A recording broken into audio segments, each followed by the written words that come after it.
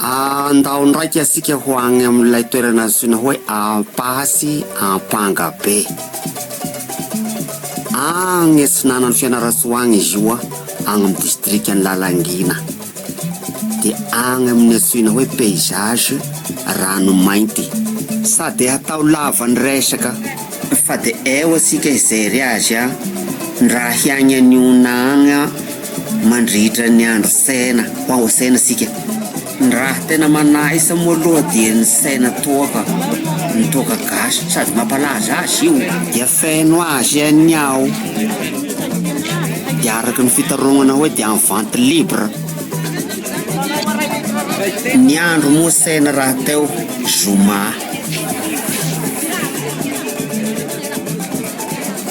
Mety ho gaga aza anao le lazako hoe gendarme mihitsy ro mandrindra ny fandaminanao ary maka ny habasena.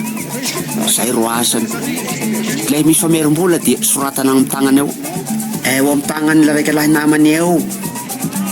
Io zao arivo ariary.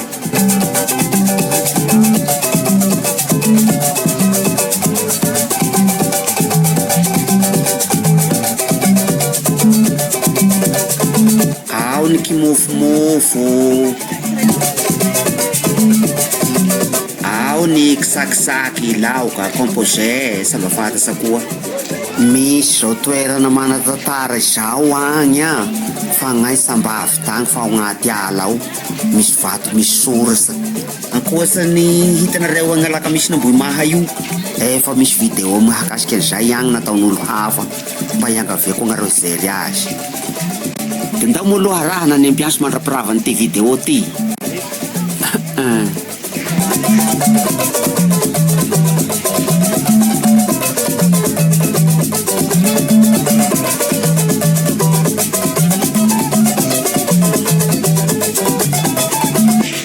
Zay ny Ampasy Ampangabe agny.